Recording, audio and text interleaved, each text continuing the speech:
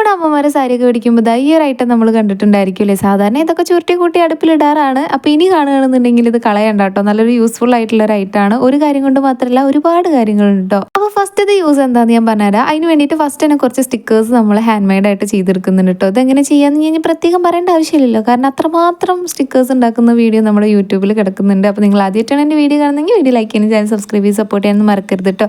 അതേപോലെ തന്നെ നമ്മുടെ സബ്സ്ക്രൈബർ കുട്ടി ആളുടെ കൂട്ടുകാരുടെ ബർത്ത്ഡേ ആണ് മാർച്ച് 8-ന്. അപ്പോൾ ഒന്ന് വിഷ് ചെയ്യാൻ പറഞ്ഞിട്ടുണ്ടായിരുന്നു കേട്ടോ. അപ്പോൾ കൂട്ടുകാരുടെ പേര് മൃഹു എന്നാണ്. അപ്പോൾ ഹാപ്പി ബർത്ത്ഡേ മൃഹു. അപ്പോൾ അതവിടെ സ്റ്റിക്കേഴ്സൊക്കെ ഉണ്ടാക്കിയതിന് ശേഷം അതിൽ നിന്ന് ചെറിയൊരു പീസ് ഞാൻ അവിടെ കട്ട് ചെയ്തെടുത്തിട്ടുണ്ട്. എന്നിട്ട് സാധാരണത്തെ പോലെ തന്നെ അത് വെച്ചതിന് ശേഷം എൻ്റെ മുകളിൽ കൂടെ സെല്ലോ ടൈപ്പ് ഒന്ന് ഒട്ടിച്ചു കൊടുക്കുന്നുണ്ട്. എന്നിട്ട് കുറച്ചൊന്ന് വിട്ടിട്ട് കട്ട് ചെയ്യുന്നുണ്ട് കേട്ടോ. ഒരു പേപ്പർ ശരിക്കും ബട്ടർ പേപ്പർ പോലെയാണ്. നമ്മൾ കടയിൽ നിന്നൊക്കെ മേടിക്കുന്ന സ്റ്റിക്കേഴ്സിൻ്റെ ബാക്കിലുള്ള പേപ്പർ പോലെ തന്നെയാണ് കേട്ടോ ഇതുള്ളത്. അപ്പോൾ ഇനി സ്റ്റിക്കേഴ്സ് ഉണ്ടാക്കുമ്പോൾ എണ്ണ പുരട്ടിയ പേപ്പർ ഒന്നും എടുത്ത് കഷ്ടപ്പെടണ്ട കേട്ടോ. അതുകൊണ്ട് വേറെ ഉപയോഗങ്ങളും ഉണ്ട്, നമ്മൾ വഴിയിടുന്നതാണ്. അപ്പോൾ അത്രയുള്ളൂ. വീഡിയോ ലൈക്ക് ചെയ്യുക, ശരി, സബ്സ്ക്രൈബ് ചെയ്യുക. ബൈ.